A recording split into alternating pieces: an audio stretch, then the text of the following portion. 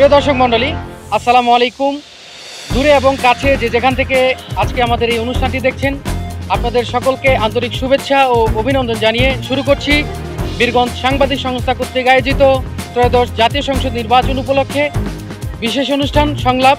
মূল অতিথি আমাদের মাঝে উপস্থিত রয়েছেন সম্মানিত সদস্য দিনাজপুর জেলা এনসিপি যুগ্ম সমন্বয়কারী বীরগঞ্জ উপজেলা শাখার জমিয়ন রায় রয়েছেন।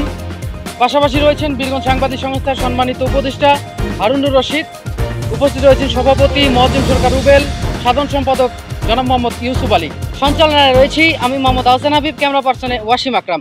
এই বীরগঞ্জ কাহারোল দিনাজপুর 1 আসনের প্রার্থিতা যেহেতু আপনি করবেন, আমরা প্রথমেই প্রশ্ন থাকবে, দীর্ঘ প্রতীক্ষার পর অবশেষে যেহেতু আপনি নমিনেশনের জন্য ট্রাই করছেন, এ বিষয়ে আপনার অনুভূতি যদি দর্শকদের জানাতেন।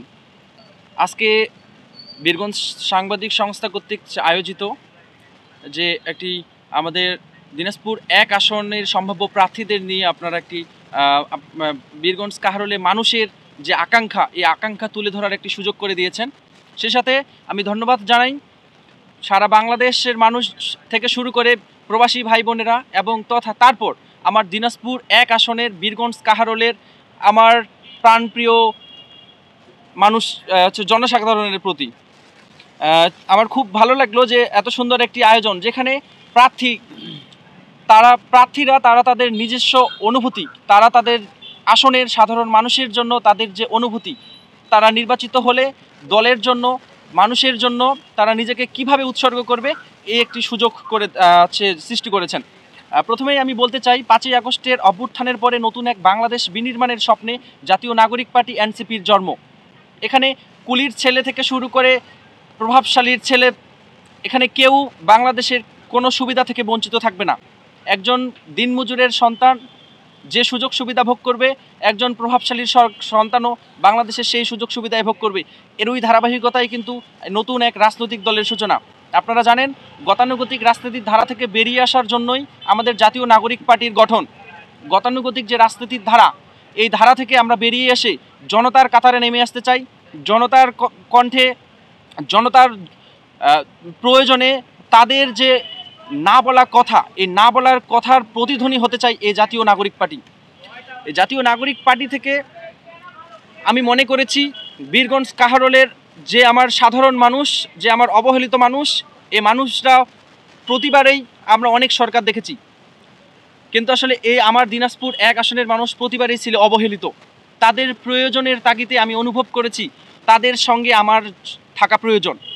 তারই লক্ষ্যে আমি সাধারণ মানুষের অধিকার, সাধারণ মানুষের যে চাহিদা, তাদের যে আকাঙ্ক্ষা, এই আকাঙ্ক্ষা শোনার জন্য আমি তাদের কাছে ছুটে যাচ্ছি এবং তাদের যে মনের ভাব, মনের ধারা, না বলার যে আর্তনাদ, সেগুলো আমি সংগ্রহ করতেছি এবং শুনতেছি। এবং আমি আমার জায়গা থেকে সর্বাত্মক চেষ্টা করছি এই সাধারণ মানুষের অধিকার আদায়ে নিজেকে সর্বোচ্চটুকু বিলিয়ে দিতে।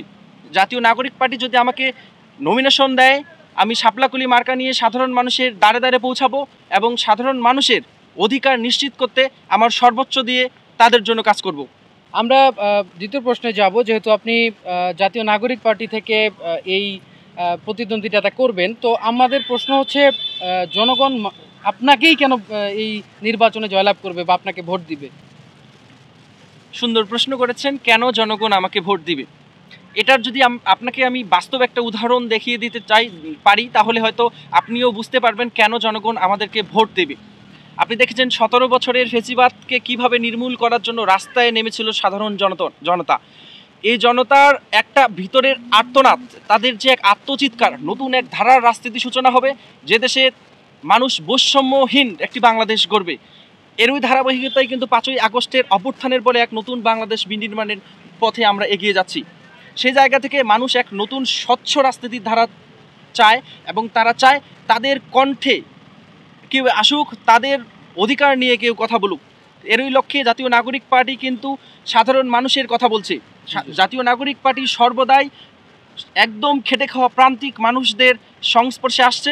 তাদের যে প্রত্যাশা, তারা শুধুমাত্র এই দেশে নিশ্চিন্তে দুমুঠো ভাত খেয়ে সুন্দর স্বাভাবিক নিরাপত্তায় জীবনযাপন করতে চায়।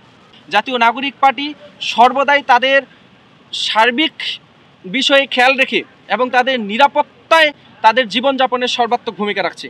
এ কারণেই আমি বিশ্বাস করি দিনাজপুর 1 আসনের মানুষ সর্বদাই অন্যায়ের বিরুদ্ধে বলিষ্ঠ ভূমিকা পালন করেছে।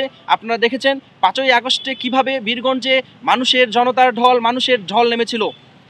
এরই প্রেক্ষিতে আমরা বলতে পারি সাধারণ মানুষ তাদের মূল্যবান ভোট দিয়ে জাতীয় নাগরিক পার্টিকে বিজয় করবে এবং তাদের যে অধিকার, তাদের যে না বলা কথা, তারা সংসদ পর্যন্ত পৌঁছে দিবে।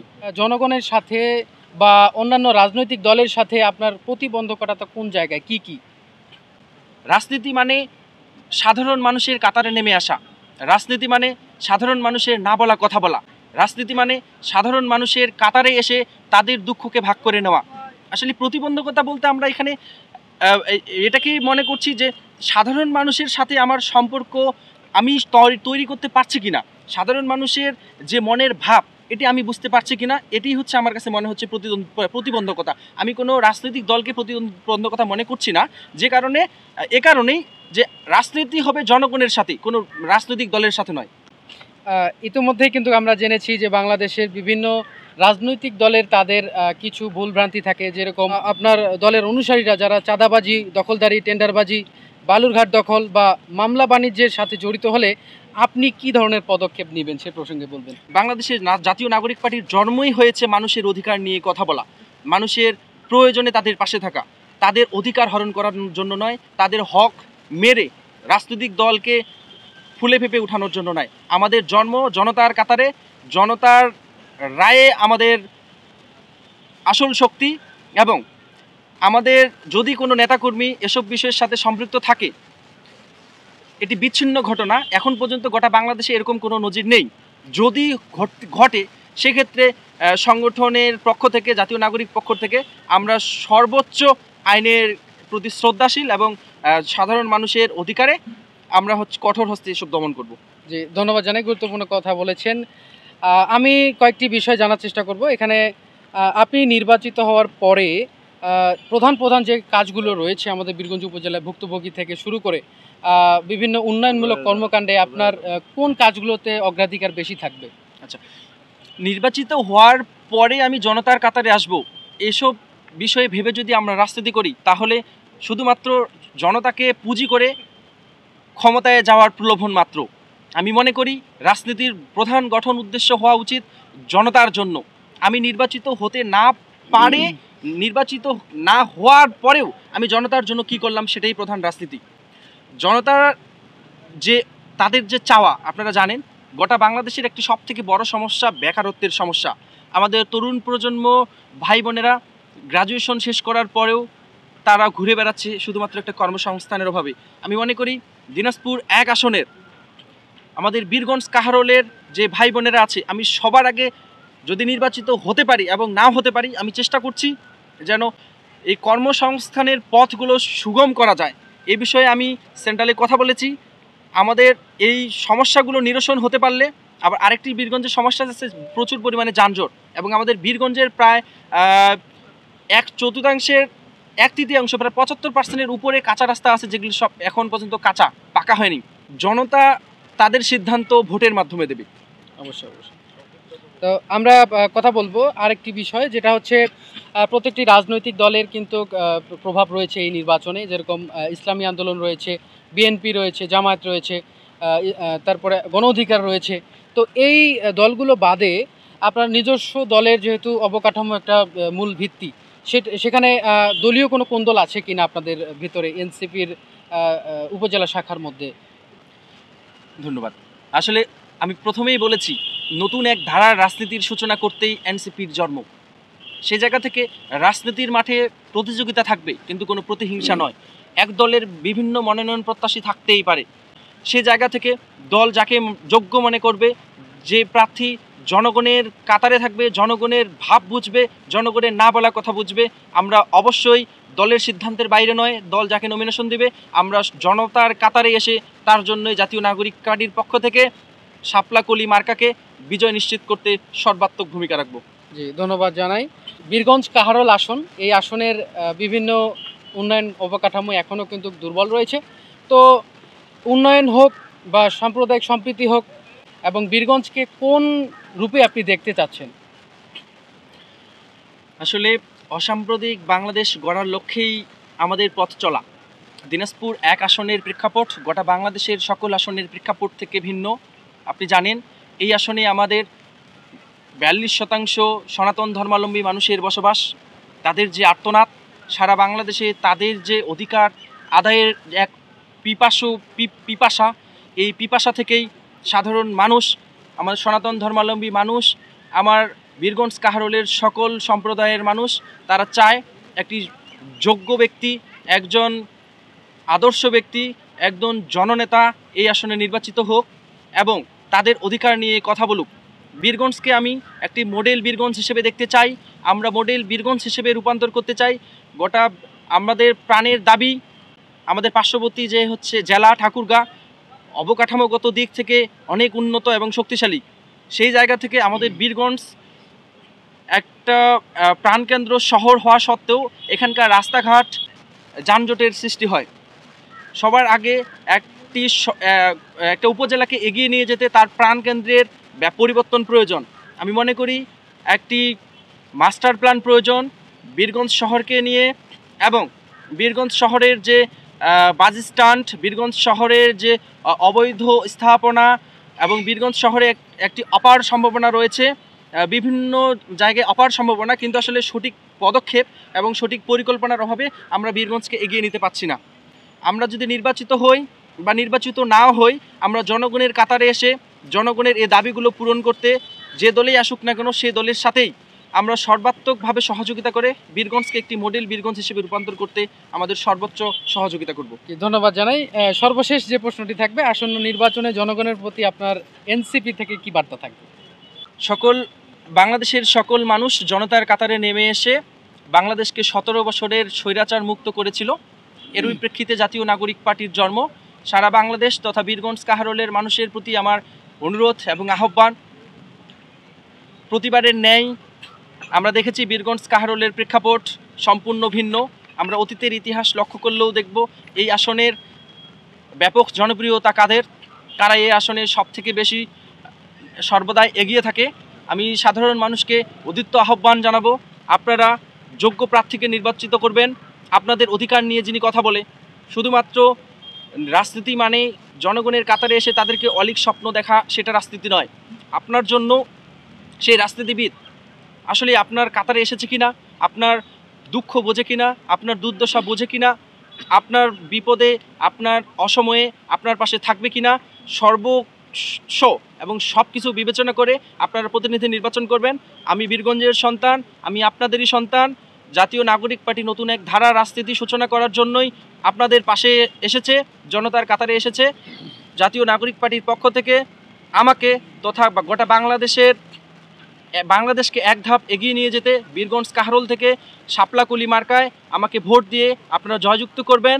আমি আপনাদেরকে বীরগঞ্জ কাহারোলকে মডেল বীরগঞ্জ কাহারোল এবং বীরগঞ্জ কাহারোলের সকল মানুষের সর্বদাই পাশে থেকে আপনাদের না বলা আর্তনাদ, আপনাদের যে অব্যক্ত অনুভূতি, তা সংসদ পর্যন্ত পৌঁছে দেব।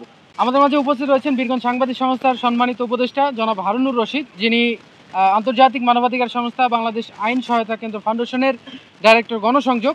তো তেনার কাছে আমার প্রশ্ন থাকবে, নতুন গণঅভ্যুত্থান হয়েছে বাংলাদেশে, বিভিন্ন রাজনৈতিক দল রয়েছে, যেরকম এনসিপি থেকে আমাদের জমিয়ন রায় রয়েছেন, তিনি রয়েছেন, এবং এই নির্বাচনে নতুন যে নির্বাচন, সেই নির্বাচনটা কেমন হওয়া উচিত এবং অতীতের নির্বাচনের সাথে কম্পেয়ারটা কোন জায়গায়, আমাদের যদি এই বিষয়টা খোলাসা করেন। একাধিকবারে যে কথাগুলো আসছে নির্বাচন নিয়ে, 17 বছরের বিগত সরকারের নির্বাচনে প্রশ্নবোধক হয়েছে, তো তারই প্রেক্ষিতে মানুষের যে অধিকার, মানুষের ভোটের অধিকার, মানুষের মানবাধিকার, মানুষের ভাতের অধিকার, যে অধিকার বঞ্চিত মানুষেরা যে আন্দোলন করেছে, সেই আন্দোলনের অগ্রভূমিকায় সমন্বয়ক যারা ছিলেন আছেন, তাদের কাছ থেকেই আমরা কিছুক্ষণ আগে মিস্টার জমিয়ন রায়ের কিছু কথা শুনলাম, যে সংখ্যালঘু। জি, তো আমরা কি এখনো সমন্বয়হীনতায় ভুগছি কিনা প্রশ্ন থেকেই যায়। যদি সমন্বয়হীনতায় ভুগি তবে আবারও বোধহয় আমাদের এটা নিয়ে কাজ করার প্রয়োজন।